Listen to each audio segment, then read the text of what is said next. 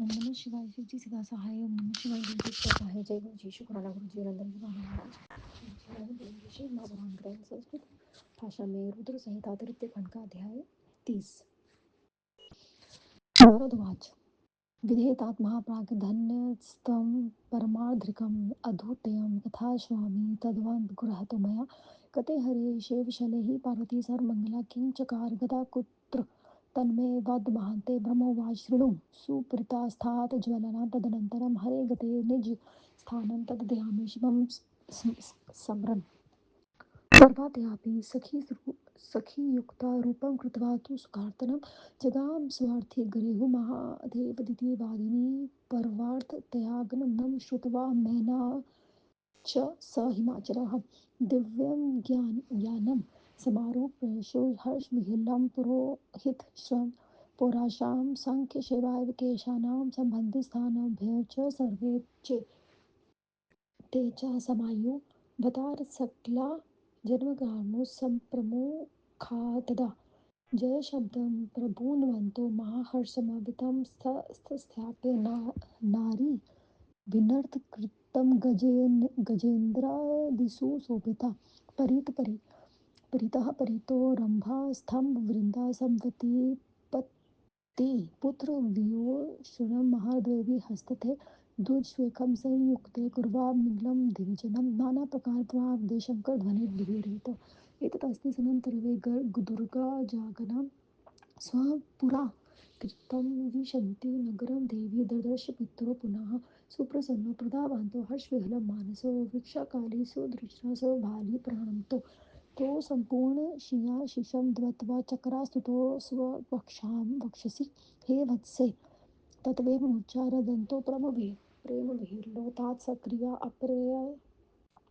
अपयस्सा अनया नारयापि समूता भृता सुभृता दृढालिङ्गनामादि सधितं हि त्वा सम्यक् सुकार्यकुलतारणम् त्वदसदाचारेण न परिपविताः समाखिल्लं वयम् इति सर्वेषु प्रशंसे प्राणे मुष्टाः प्रहर्षति जन्मेन सुप्रसन्ने समाचातु शिवं मुदा तस्मिन् वरे देवा विमानस्था मुदङ्गं वरे पुष्टवृष्टि शुभं चक्रुण तात विष्णु सत्त्वे तदा त्वं च रथे व्याप सर्वे शोभावन्तरे वरे पुनर्प्रवेशमयासि सर्वे विप्रादयो मुदाः अन्तथा प्रियाः पुरोध्यास सखोऽपि स्त्रिया शिवं गृहं प्रवेशः मार्याद्रहे सर्वा बहुन्मासरं स्त्रियो निरीक्षन्सु चक्रुप्रिया यजुर्वृषं हिमवानां माता मुमो दधिविमुनीश्वर स्वाश्रम सफलं मुने कुपुत्रो पुत्रापि वरा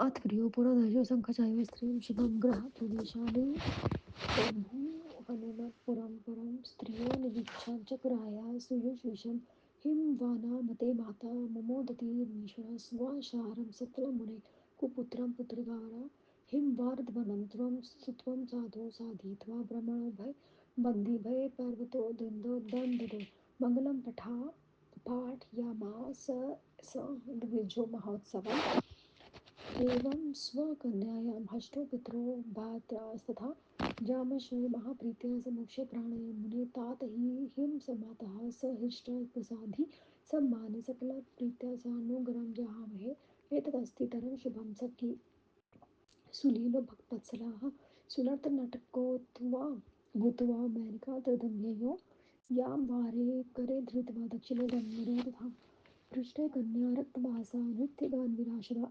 विशारदः तात सुनटो रूपो मेनाकप्राणेन्दो चक्रे सुनृत्य विविधं नामं गणां चति मनोहरं शङ्करं च डमरु तत्र वादयासे मां सुविधं दहति विविधां तत्र च सकालमनोहरं त्वदृष्टा सर्वे स्वरूपा स्त्रियारभ्यम् अजन्मु सहसा तत्र बाला वृदा आपिधुं श्रुत्वा सङ्गीतं तत् दृष्टा स नृत्यं च मनोहरं सहसा मुमुहुः सर्वे मनमेनायापि च तदा मुने मूर्छा सम्प्राय च दुर्गा विकल हृदय शङ्करं त्रिशूल धिका चिन्नं विवितं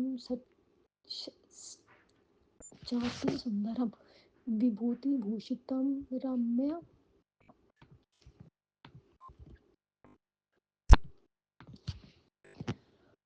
विभूतिभूषितं रम्यवस्थिमलासंवित्तं त्रिलोकनोचेन वृकदृष्टाज्ञानाग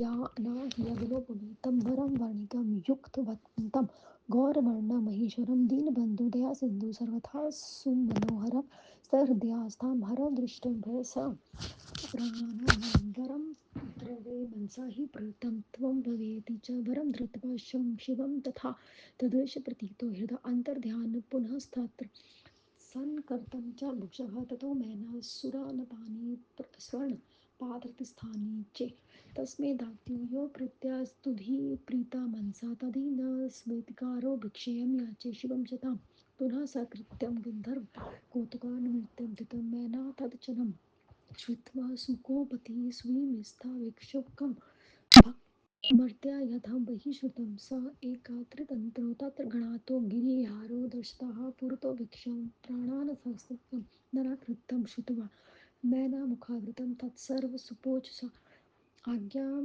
चकारानुनर्बन्धह्युसन्तर्नटं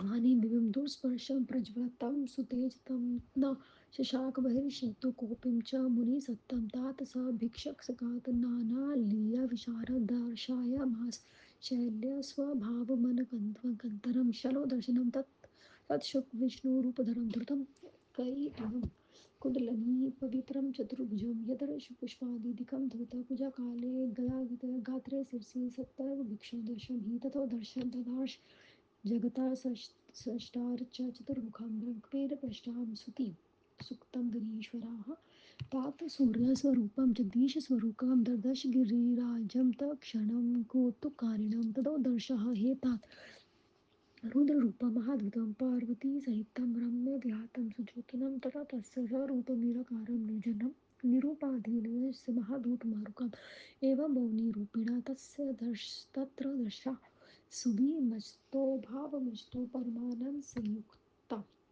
अथो भक्षु विस्ताय हितात्मस्तस्य सखीकृतभिक्षयां याच दुर्गं च नयाच यजनं खिन्न च स्वीकार कौशलेन्द्रो मोहिता शिवा माया भिक्षुकेत्रं जग्राह तत्रोवधेन तदा विभुः ज्ञानम् मुने मेनाशेनस्य युति अवं शिवो वाचयित्वा स्वस्थानं गतबन्धुं तयो विजितं तत्त्वेषु भुक्तेर्भुक्ता महामोक्षकरी दिव्या सर्वानंदप्रिया प्रदायिनी। ओम नमः शिवाय। नारद जी ने कहा, ब्रह्मा जी, आप परमार्थ को देखने वाले एवं दंत धन्य, आपकी कृपा से मैंने यह आश्चर्य जगत कथा सुनी है। हे महामते, शिव जी के हिमालय गिर जाने पर सर मंगल पार्वती कहाँ गई और उसने क्या किया, आप कहिए। ब्रह्मा जी ने कहा, हे तात, उसके बाद जो हुआ उसका प्रसन्न होकर सुनिए। शिव जी ने अपने स्थान पर चले जाने के बाद शिव जी का स्मरण किया। पार्वती भी अपने रूप को सफल मानकर महादेव जी का नाम लेती हुई अपने पिता के घर को गई। पार्वती के आ जाने का समाचार सुनकर मैना हिमालय आनंदमग्न होकर दिव्य ज्ञान में बैठ कर उस ओर गए। उसके साथ पुरोहित नागरिक अनेक स्त्री सखियां और संबंधी आदि भी गए। प्रसन्नचित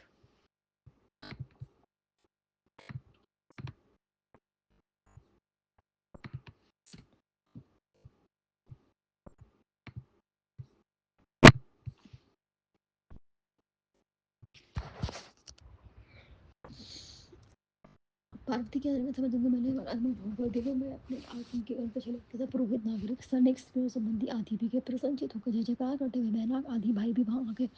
सुंदर नगर द्वार की सड़क पर चंदन अकरू कस्तूरी फल और पुष्प युक्त मंगल कलश की स्थापना की।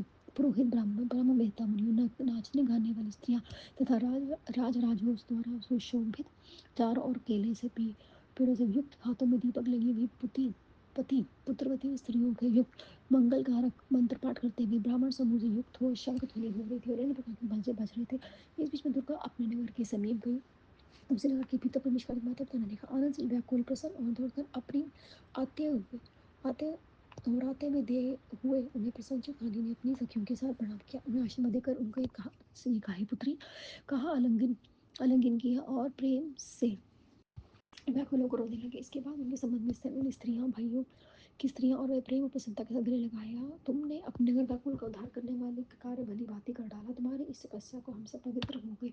इस प्रकार उनकी प्रशंसा करते हुए सबने प्रसन्न होकर उनको प्रणाम किया। प्रसन्न होकर फूल चंदन आदि से उसे उस शिला का पूजन किया। उस समय विमान के द्वारा आकाश में अन्य देव आकर देवताओं ने प्रसन्न होकर मुझ पर बरसाया प्रणाम किया। विविध श्रोतों से उनकी स्तुति हुई। तब उन्हें रथ की ओर आगे सुसज्जित नगर में ब्राह्मणों ने प्रवेश कराया। वहां उसमें ब्राह्मण पुरोहित स्त्रियां और अनेक स्त्रियां भी उपस्थित थी, जिन्होंने आदर के साथ उन्हें गृह प्रवेश कराया। हे मुनि, स्त्रियों के साथ सबसे उसके ऊपर लवा लावा बिखेरे हुए ब्राह्मणों ने आशीर्वाद दिया। उसमें सुंदर और सिंगाले और मैंने अत्यंत प्रसन्न थे। उन्होंने अपने गृहस्थ आश्रम में इसलिए सफल माना कि कुपुत्र की कन्या अच्छी कन्या होती है। हिमालय ने नारद की स्तुति करते हुए उनसे कहा, तुम धन्य हो, धन्य हो। गिरिराज ने इस समय भूत माधव और बंदी जनों को धन्य लेकर तथा ब्राह्मणों को मंगल पाठ और उत्सव कराया। हे मुनि, उसमें अपनी कन्या से माता पिता प्रसन्न थे। भाई पुत्र वधु नार नार नजदीकी संबंधी कुर्बानी स्त्रियां प्रसन्न होकर प्रेम पूर्वक पार्वती के साथ हिमालय के आंगन में बैठी था। तब उसमें हिमालय ने प्रसन्न होकर आए हुए उन लोगों का सम्मान किया और स्वयं गंगा स्नान करके चला गया। इसी बीच लीला चतुर्भक्त शिव जी अच्छे लटका रूप धारण करके मैना के पास आए। बाएं हाथ में श्रृंगी, दाहिने हाथ में डमरू और पीठ में गुरडी रखे हुए लाल वस्त्र धारण किए हुए नाच गान करने में चतुर थे। ये उत्तम लटका रूप धारण करके मैना के मंगल में प्रसन्न हुआ और नाच गान करने लगा। डमरू बजाकर उनका शांखी नाद भी किया और उसने उनका मन मोहित कर लिया। इसे देख कर नगर के स्त्री पुरुष बालक वृद्ध भी एक एक होकर वहां आ गए।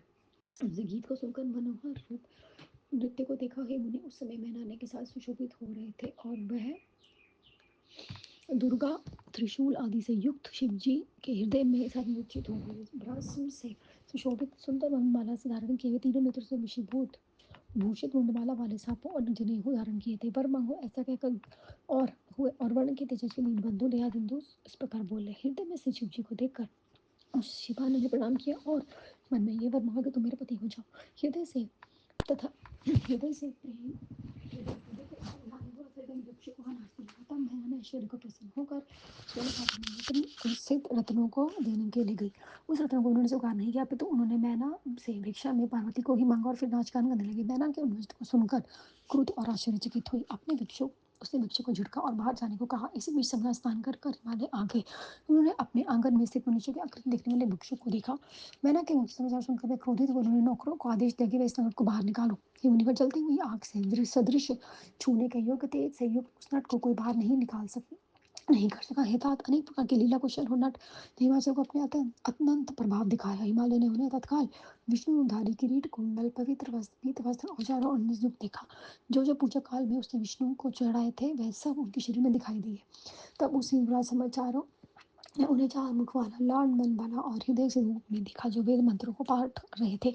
उसमें गिरिराज ने उन्हें आश्चर्यचकित संसार से नेत्र के रूप में दिखाई देना क्षण भर में देखा। उसके बाद हिमालय ने उन्हें आश्चर्य कारक पार्वती सहित प्रसन्न होकर दक्षिण शिव रूप में देखा। फिर तेज स्वरूप निराकार निरंजन निरूपाधि इच्छा रहित आश्चर्यचकित तथा रूप देखा। इस प्रकार उनके अनेक रूपों को देखकर आश्चर्यचकित हिमालय आनंदित हुए। तदनंतर इस प्रश्रय भिक्षु ने उससे कन्या को भिक्षा के रूप में मांगा और उनसे कुछ नहीं लिया। शिव जी की माया से मोहित होकर गिरिराज ने उस प्रस्ताव को स्वीकार नहीं किया। तब उसके बिना कुछ कहे भिक्षु वहीं अंतर्ध्यान हो गया। तब मैंने गिरिराज को ज्ञान हो गया कि हम दोनों को ठग कर भगवान शिव जी चले गए।